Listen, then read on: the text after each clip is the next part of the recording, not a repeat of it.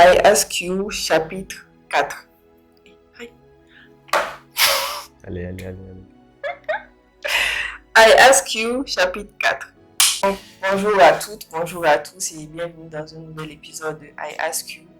Aujourd'hui, nous recevons notre 4e invité. Bonjour, monsieur. Bonjour. Comment allez-vous? Ouais, ça va. Ça Et va? toi? Ouais, ça va. Donc, vous connaissez le principe, donc on va pas trop tarder sur ça. On va commencer directement avec la première question. La question la plus difficile. Je suis prêt.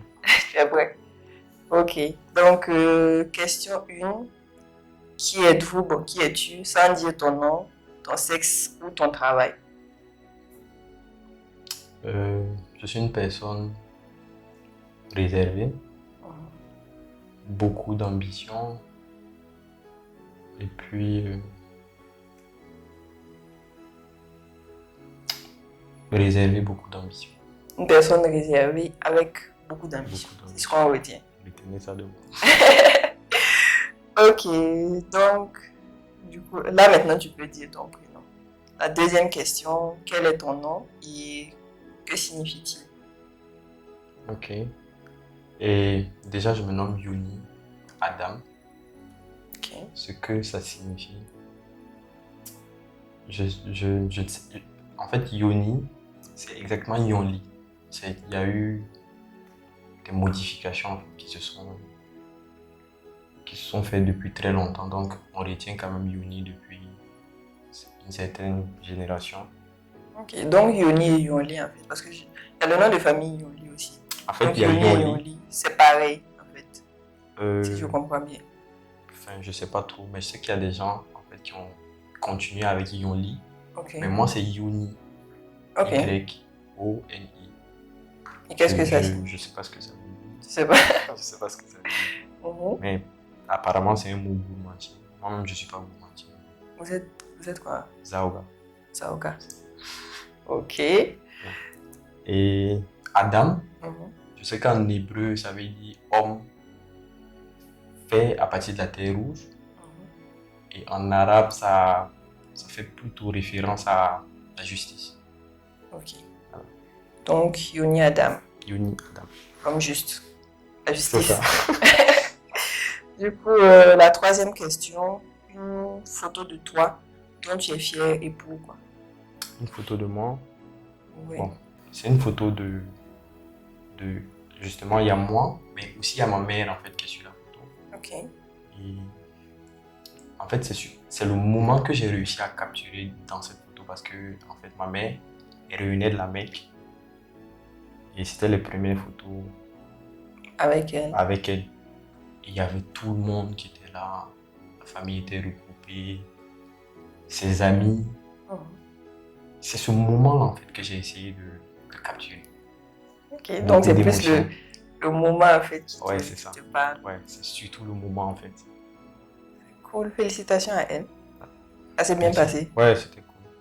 Je pense qu'elle a même rajeuni. Ah ouais? C'était vraiment une très belle expérience. Je pense qu'elle a perdu 10 ans dans ça. Wow. Attends, on va s'apprêter à aller là-bas. Hein? Ça peut être une belle expérience. Ok, c'est cool. La quatrième question. Quel était le métier de tes rêves quand tu étais enfant? Le métier de mes rêves quand j'étais enfant? Oh. Je me rappelle quand j'étais petit, j'étais fan de Didier Drogba. Le footballeur? J'étais fan de Didier Drogba, je l'imitais beaucoup. Ok. Mais pour moi, je me rappelle pas un moment avoir voulu être footballeur parce que pour moi, c'était même pas un métier. C'était une distraction, c'était un divertissement. Donc ça, je me rappelle, j'imitais Didier Drogba. Mais ça, l'envie d'être footballeur. Pour moi, c'était vraiment une distraction, c'était un divertissement. Je savais pas que les gens m'étaient vraiment rémunérés pour ça. Mais je me rappelle, ça continuait jusqu'à quand j'ai eu le bac. Et j'étais aussi fasciné par ceux en fait qui partaient en fait de terre vraiment vide et qui réussissaient à faire apparaître des ponts, de grandes infrastructures. Je me demandais, mais comment c'est possible depuis que j'étais petit? Donc là, ça se tourne un peu plus vers le génie civil, non? Exactement. En fait, à un moment, je disais aux gens que je voulais être ingénieur. Je voulais être ingénieur parce que pour moi, comment toutes ces choses-là étaient possibles, comment on réalisait, c'était fascinant pour moi. Je voulais en fait être comme eux. Donc je dirais ingénieur, que ce soit en mécanique, que ce soit dans les bâtiments. Mais je voulais comprendre comment On peut partir on peut de partir en rien, fait de ou bien rien de et pratiquement rien pour construire quelque voilà, chose. pour construire quelque chose ou bien faire avancer une voiture. Ok. Donc c'était surtout en fait soit le BTP, ingénieur mécanicien et tout. Et même après le bac, je me rappelle, je voulais faire la mécanique. Ah oui? Ouais, je voulais faire la mécanique. Bon, ingénieur mécanique. Ouais. Parce que mécanique, c'est différent de... Bon, je les mets tout dans la même. Ingénieur mécanicien, mécanique. Pareil, quoi. Ouais. Alors, Et c'est toi, tu lis, merde. Ah, c'est vrai, tu lis. Excusez-moi. Pardon. Le dernier livre que tu as lu et quelle a été ton impression? Tu sais, avant de venir ici, j'ai terminé un livre qui parlait en fait de la pertinence de la notation financière en monnaie locale. Mais bon, c'est plus en fait de l'apprentissage en fait qu'un livre que je lis comme ça. Mais un livre que j'ai pas encore terminé, j'ai presque terminé, c'est Hidden Reality, Réalité cachée, Ok. qui est un livre en fait qui est pour les amateurs de la visualisation de la physique. D'accord. Donc, c'est un livre... Bon, c'est quel type de livre exactement? Parce qu'il y a développement personnel, distraction, science-fiction, policier, drame, bon, tous ces trucs-là. Ou c'est plus lié... On peut classer ça dans la catégorie des livres, par exemple, que tu lis par rapport à la finance. Non, c'est pas un livre. En fait, j'aime beaucoup la physique. Ça revient même en fait quand j'étais petit, Ingénieur et tout ça. ingénieur. Et donc en fait, ce livre-là, il y a beaucoup d'expériences en fait qui sont relatées dedans. Mais on parle des hypothèses et dimensions parallèles, dimensions supplémentaires. On ajoute en fait des postulats philosophiques. Et on essaie en fait de démontrer par un raisonnement scientifique comment est-ce que ça peut aboutir en fait à des vérités. En fait, c'est exact. Un livre, Hidden Reality, écrit par Brian Greene. Brian Greene. Bon, moi, je ne suis pas trop fan de physique, mais en tout cas, pour ceux qui sont fans de physique et de philosophie, de je sais pas quoi, c'est ça, ça regroupe un Bon, peu tout. pas philosophie, mais souvent, je vois qu'ils ont beaucoup, en fait, inclus plusieurs notions, plusieurs concepts philosophiques pour Expliquer. expliquer. Mais toujours, on parle, en fait, sur des raisonnements scientifiques pour aboutir à des vérités. Et c'est facile. Ok, donc, on vous recommande Hidden Reality de qui? Et Brian Greene, c'est ça. Brian Greene. Yeah. Ok, la 6e question. Ok. Quelle est la citation qui t'inspire le plus en ce moment? La citation qui m'inspire le plus en ce moment. Bon, il y a une citation que j'ai apprise depuis longtemps et qui est restée là. Faut pas dire l'homme est honnête. Ah, Là, n'a pas fait. Disons, le désir est le point de départ de toute réalisation. Okay. C'est pas un espoir, mais c'est un désir vif et palpitant qui transcende tout. De Napoléon Hill. C'est lui qui a écrit Réfléchissez et devenez riche. Oui, c'est lui. Ça venait du livre même où ça. Oh, enfin, je me rappelle pas. Ok. Je me rappelle pas. Et pourquoi c'est cette citation-là qui t'inspire le plus actuellement? Pourquoi c'est ça qui te parle le plus? En dehors de toutes les citations qu'on peut trouver dans le monde là. Pourquoi c'est cette citation-là en particulier qui te parle le plus? Ça représente beaucoup plus en fait. Et la condition de tout le monde, c'est-à-dire partir de rien, un désir en réalité. Tu pars d'un désir et tu peux atteindre des sommets. Voilà, des sommets. Je pense que ça,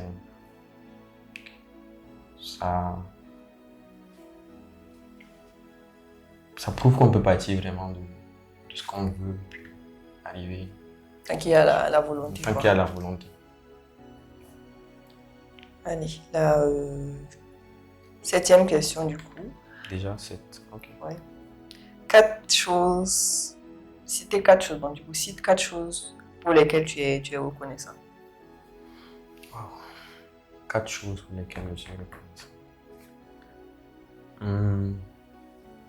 Oh, disons, j'ai une très belle famille. Ok, c'est la première chose. Et deuxièmement, ouais, j'ai des amis qui sont extraordinaires, solidaires. Je peux prendre ça en 2. Ça fait 2. Ouais. La santé. Je mets ça en 3. Ouais, vas-y, la santé. Ok. Et puis, je pense que l'environnement aussi dans lequel Tu es reconnaissant pour ça? L'environnement dans lequel comment en fait j'interprète l'environnement dans lequel je suis. C'est gratifiant. Ok. Donc on retient la famille, les amis, la santé et l'environnement dans lequel tu es. L'environnement dans lequel. C'est important quand même, l'environnement dans lequel on évolue parce que tu peux tout avoir, mais si tu es dans un environnement qui n'est pas propice favorable, en fait. Ouais. Et donc peut-être que certains diront que on est au Burkina Faso, contexte, insécurité et tout, mais ça dépend de comment en fait tu interprètes ça. Et donc je pense que pour moi en tout cas, je suis dans un environnement pas mal quoi. Pas mal. Et c'est gratifiant. Nous étions à la 8e question. Quel est le meilleur compliment que tu as reçu? Le meilleur compliment que j'ai reçu, tu sais, moi je me sens toujours spécial quand on me dit, on me fait un compliment par rapport à mon intelligence. Tu as un esprit, j'aime ton esprit critique, j'aime ta manière de réfléchir, d'analyser tous les contours en fait dans un sujet. Mais si on te dit, bon, est-ce que ça fait une différence qu'on te dise, ah, tu es quelqu'un d'intelligent, ou qu'on te dise, j'aime ton esprit critique? Est-ce que les deux sont pareils pour toi ou il y a une différence quand même? C'est pareil, pour moi c'est pareil. Pour toi c'est pareil. Donc que tu étais intelligent ou qu'on aimait bien ta manière d'analyser les choses, ton esprit critique. Donc tu es gentil, tu es... Oui, ça fait toujours du bien. Je suis gentil, non, ça fait toujours du bien, mais je préfère encore quand on me dit que je suis intelligent. Et voilà, je voulais demander un truc. Est-ce que pour toi, l'intelligence a à voir avec le fait d'être, par exemple, d'être premier de classe? Est-ce qu'on peut dire qu'un dernier de classe, c'est parce qu'il est dernier en fait qu'il est pas intelligent? Non. En fait, pour moi, on a fait les mêmes parcours. Oui. Et tu sais que j'étais pas peut-être dans 6e, en 5e, mais tu sais que j'étais pas très brillant. Pour moi, en vrai, c'est quoi? À l'école, c'est des données en réalité qu'on te donne. Mais si tu refuses d'apprendre ces données, les inputs qu'on te donne, ça fait pas de toi quelqu'un qui réfléchit pas bien ou qui n'est pas intelligent, tu vois. Quelqu'un qui n'apprend pas ces leçons, c'est-à-dire qui ignore en fait les inputs là. Il peut pas en fait raisonner comme les gens le veulent, tu vois. Ouais. Mais imagine que tu es passionné par un sujet et tu prends le soin en réalité d'apprendre tous les contours, ça te permet de faire de meilleures réflexions. Mais la réflexion là, c'est pas lié en fait à truc, aux données que tu possèdes. C'est un raisonnement critique, c'est tout un raisonnement, c'est pas lié en fait aux connaissances que tu as. Ok, ouais. Donc un dernier de classe peut être très intelligent. Voilà. Sûrement il n'a pas les données pour exprimer tout son potentiel, quoi. Oui, je suis d'accord avec ça. La 9e question. Serais-tu fier d'avoir un ami comme toi? quand je dis amis comme toi, c'est typique. Toi, copier-coller. Absolument. Absolument. Absolument, parce que, en fait, fier, hein, tu sais. Je dis pas forcément que. Et on, je pense même pas qu'on pourrait vraiment. Trouver quelqu'un de pareil. On pourra pas vraiment se trouver même en vrai. Mais j'aimerais quand même être ami avec quelqu'un qui est comme moi. Donc, Absolument. qu'est-ce que ça pourrait t'apporter de positif? Déjà, il faut savoir que on a des. En fait, c'est la même compréhension des choses. Oui. Et ça va me servir dans le sens où souvent tu as envie de parler de sujets qui sont assez sensibles et tu sais que la personne en face de toi Peut ne pas comprendre. peut ne pas comprendre en fait, il n'est pas ouvert en fait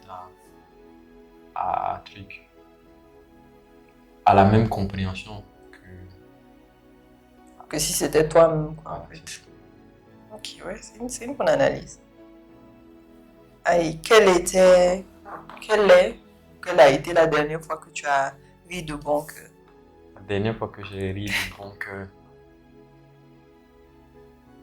je pense que la semaine dernière, je me rappelle pas quand exactement, mais c'était en fait j'étais en train de défiler, j'étais en train de défiler sur mon TikTok. non pas TikTok, je défilais sur WhatsApp, je suis tombé sur le statut en fait. C'était en fait une file de statut où en réalité il y a un stagiaire qui avait et en fait un stagiaire qui foutait le bordel en fait dans le bureau. Il a un peu tout mélangé quoi tu vois et ce jour-là quand même la manière dont c'était raconté Ça t'a fait rire. ça m'a fait Est-ce vraiment que tu as la rire. Et vidéo? j'étais sur non c'est pas une vidéo mais en vrai c'est quelqu'un qui racontait en fait comment ce stagiaire là il était vraiment turbulent et qui créait des problèmes à tout le monde. Attends, c'est pas l'émission, il y a une émission sur YouTube là, où la personne se fait passer en fait pour un stagiaire. Je pense Non. Ah, En c'est fait, pas ça. c'était juste des posts que quelqu'un avait capturés sur Facebook Ah, ok. et qui avait remis en statut. Parce que est-ce que tu connais l'émission là? Non. Ça s'appelle le pied stagiaire. Après, faut regarder. C'est assez drôle quand même. Ok. J'ai suivi ça une ou deux fois. C'était quand même intéressant. Tu sais que ça va pas m'intéresser. Je sais. Je sais, mais il fallait que je propose quand même. Ok. Sur une échelle de 1 à 10, sur combien es-tu heureux en ce moment? Oh, une échelle de 1 à 10. La question là est sérieuse, hein? Jusqu'à changer de position. Même. Ouais. Sur une échelle de 1 à 10, sur combien es-tu heureux? Je sais pas si je suis dur, mais je dirais 3. Ah bah 3 sur 10. Pourquoi 3?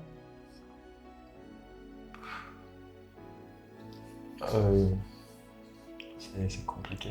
Mais bon, en fait, il faut savoir que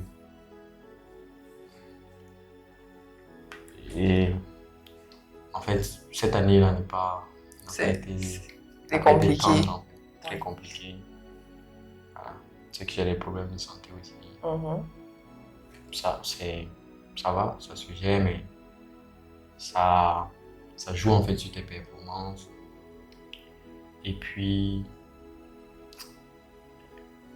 enfin, même en fait, au niveau de mes travaux, les résultats et tout, ça fait que. C'est un peu au ralenti. Voilà, donc je dirais 3, mais en même temps. Et avant, j'avais 10 quoi. Ah ouais? Ouais. Et je pense que je pourrais en fait revenir à 10. Voilà.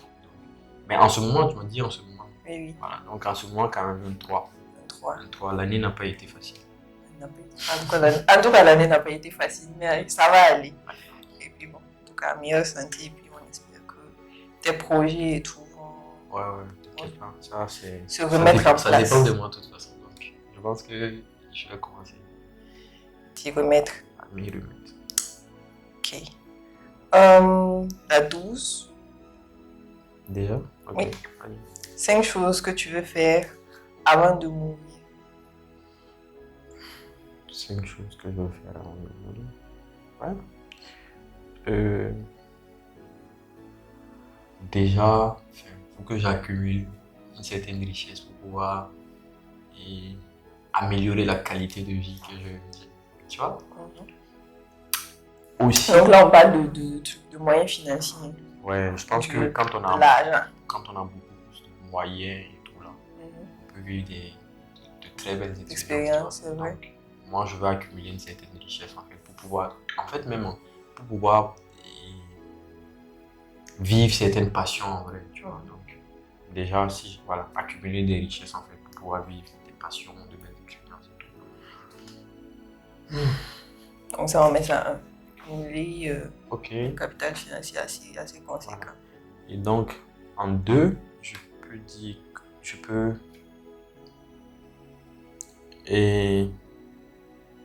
beaucoup voyager. Ça va me permettre de découvrir beaucoup d'autres cultures, des personnes extraordinaires. Et puis, ça ouvre l'esprit aussi. Voilà, tu vois. Découvrir les cultures des gens. Tu comprends pourquoi ces peuples-là ne réfléchissent pas comme nous. Parce que c'est toujours l'environnement en réalité qui impacte la manière de voir les gens. Et puis, ça me permet de m'ouvrir à certaines perspectives aussi. Ouais. Donc, voyager beaucoup. Et puis, je suis à 2. Tu es à 2, oui, il manque 3. C'est quand même 2. En 3, disons, écrire un livre à un moment où je vais partager mes réflexions. Tu parles d'une autobiographie ou bien un livre ciblé sur un sujet en particulier? Ça peut être ciblé en fonction du besoin, en fonction de ce que je maîtrise le mieux. Je peux écrire un livre en fait pour partager mes réflexions sur un thème précis. C'est que j'aime beaucoup la finance et tout. Si à un moment, en fait, je peux écrire quelque chose pour contribuer dans ce sens. En tout cas, j'écrirai quelque chose dont je suis passionné, que je maîtrise. Ça va permettre en fait aux générations futures de pouvoir profiter de ça. Ça va aussi me faire vivre en fait après que quand je serai plus là. Ouais. Ça a laissé ton empreinte en réalité. Voilà, c'est ça. Et puis, je suis à 3. Ok, 4. Qu'est-ce que je voudrais faire avant de mourir? Ça peut être ce que tout le monde fait, des enfants, je sais pas, une femme. Tu dis ça comme si tu n'es pas sûr. Tu dis ça. Des enfants, une femme, voilà. Mais en fait, ça, c'est pas quelque chose de particulier. C'est pour ça que je sais mais pas. Mais c'est particulier quand même. Okay. En vrai, donc, surtout maintenant. Une merveilleuse femme, des enfants. Et puis, bon, c'est fini. Donc, une famille. Voilà, on est une très belle femme. Avant de mourir. Oui. Et puis. Là, on est à 4, il manque 5. Qu'est-ce que je veux faire? Qu'est-ce que tu veux faire? Tu as cité capital. Bon, tu peux pas laisser à 4. Bon, on peut peut-être passer à une autre question parce que. Tu es à 4? Je suis à 4. Pourquoi on va laisser à 4? Vas-y, on peut aller à 4. Ok. Donc, la 13e question. Ok, 13. 13 comment? Tu as dit 13e question? Oui, non. D'accord.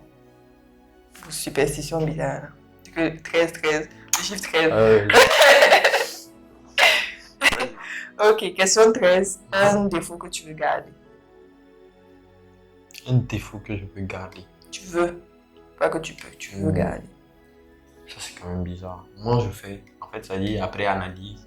C'est pas quelqu'un qui dit que c'est un défaut. C'est moi, en fait, qui me dit que c'est un défaut. Oui. Mais je veux le garder. Ouais. Non, on peut te dire que c'est un défaut, en fait. Si les gens me disent que c'est un défaut. Oui.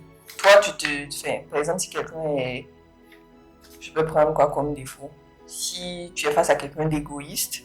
Ok. Bon, les gens lui disent qu'il est égoïste. Bon, je sais pas si les égoïstes savent qu'ils sont égoïstes. Ou bien. Mais en tout cas, tu sais que les gens peuvent te reprocher ça. Ah, tu sais que tu es trop comme ça. Bon, il faudrait que tu changes et tout. Mais toi, intérieurement, en fait, ça te fait ni chaud ni froid. Hein. En fait, pour moi, c'est pas parce que quelqu'un dit que c'est un défaut et tout que C'est forcément un défaut. C'est forcément un défaut. Mais je vais peut-être en fait dire quelque chose que j'aimerais garder. Que les gens en fait se disent que c'est un défaut. C'est ça. Ouais. Ça, c'est les gens qui disent. Parce que si moi j'estime que c'est un défaut, tu voudras le changer. Voilà, vite quoi. Non, pas forcément. Hein. Je prends l'exemple de. Disons quoi. Imaginons quelqu'un qui est très réservé. On peut lui dire, ah non, essaie de trouver un peu, tu es trop réservé parce que voilà, ça peut jouer sur ceci. Les gens peuvent prendre, la majorité des gens peuvent prendre ça pour un défaut. La personne elle-même aussi peut se dire, ah c'est vrai que ça me bloque dans tel truc et tout. Mais c'est pas pour autant qu'elle a envie de changer ça parce que ce caractère-là a quand même ses avantages. Bon, Je sais pas si je peux dire avantages. En fait, les gens disent beaucoup que je suis arrogant. Ah ouais? Voilà, que je suis arrogant. Mais est-ce que toi tu trouves que tu es arrogant? Parce que je pense même pas que ce soit un défaut. D'être arrogant? Ouais, je pense. En fait, sans dédain. Tu sais que souvent, en fait, j'ai l'impression qu'on emploie les mots, mais on ne sait pas vraiment ce que ça veut dire. Moi, par exemple, l'arrogance, pour moi, c'est pas un défaut, mais les gens, ils te disent, ouais, tu es arrogant, parce que, en fait, ils veulent véhiculer, arrête ce comportement et tout. Arrogant. Je pense pas que ce soit un défaut. C'est quoi en réalité même être arrogant? Enfin, comment je vais définir ça? On peut dire, tu te prends la tête. Je pense que souvent on emploie les mots, mais on ne sait pas vraiment. Font des choses. C'est ça. Tu vois, souvent quand tu apparais. Parce que bon, le truc c'est quoi? C'est que par exemple, toi, tu peux arriver dans un coin. Je prends un exemple. Tu arrives dans un coin, il y a beaucoup de gens que tu ne connais pas. Bon, enfin, tu vas saluer les gens que tu connais. Les gens que tu connais pas, voilà, vite fait un signe de la main, ou peut-être que tu ne les salues pas. Les gens vont se dire, lui là, il est arrogant. Alors que bon, pas forcément en fait. Je sais pas, je pense qu'il y a beaucoup de facilité aussi à juger ou à attribuer des défauts souvent pour des comportements qui sont pas forcément. Tu vois maintenant pourquoi je te dis que, en vrai, c'est pas parce que les gens se disent, ouais, c'est un défaut, il est comme ça. Mais après, toi, tu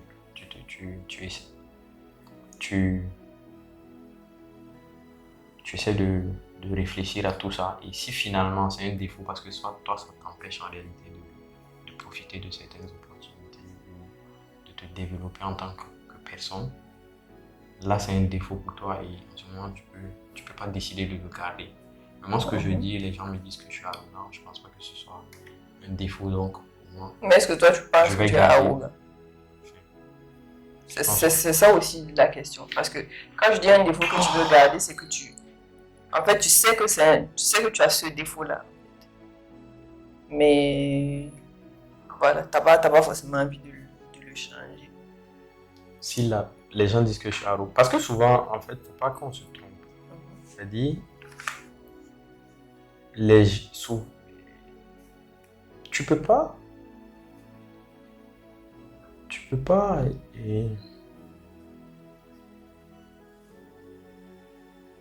être sûr en réalité des réflexions qui te concernent en réalité, tu vois. Peut-être que tu es... Par exemple, l'idée que tu as de toi-même. Oui, pas ça. Donc souvent, il faut tenir compte de ce que les gens disent. Parce qu'en même temps, il y a des comportements qui sont en réalité... C'est le reflet que les gens ont là qui fait ce comportement-là, tu vois. Comment les gens